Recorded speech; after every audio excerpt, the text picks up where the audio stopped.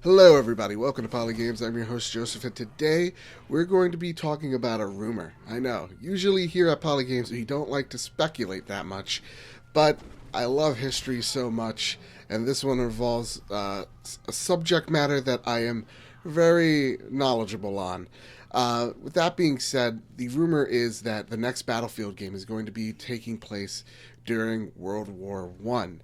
Now, there's been a wanting in the gaming community to bring back the World War II shooter, right? Like the old Call of Duty 2s, the Medal of Honors, and even, hey, Battlefield 1942. Now, with that being said, a lot of people, when they hear that, Battlefield is hopping over World War II and going to a World War One game, people are like, whoa, what? That's maybe a little bit, I don't know, maybe a little boring.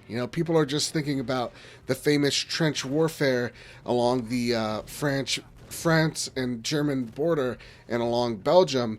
And a lot of people are looking at that and going, well, what's going to happen? Is just trench warfare all the time, or what's the deal? And with that being said, the technology, blah, blah, blah, I don't buy that for one second. World War One is a very fascinating conflict. It's a very interesting look at history. Before it, the war took place, during and after, the effects of all three of those things going into play could create a great story. Just like, think about it, maybe the opening first level or the prologue, you're assassinating Archduke Ferdinand.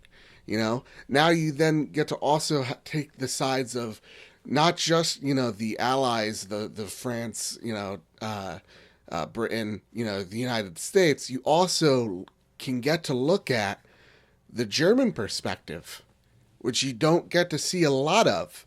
You get to see the Austrian perspective, the Russian perspective, the Ottoman Empire perspective, and you get to maybe even witness the Ottoman Empire crumble in this game. There is so much that we can do with this genre, and I'm very happy that this is coming out, or hopefully coming out. That this rumor might be true, because this is a conflict that gets looked over way too many times.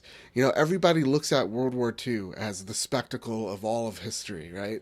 But we don't understand that World War II is only there because World War One happened, and that problems did not get solved from that war. They were just made worse.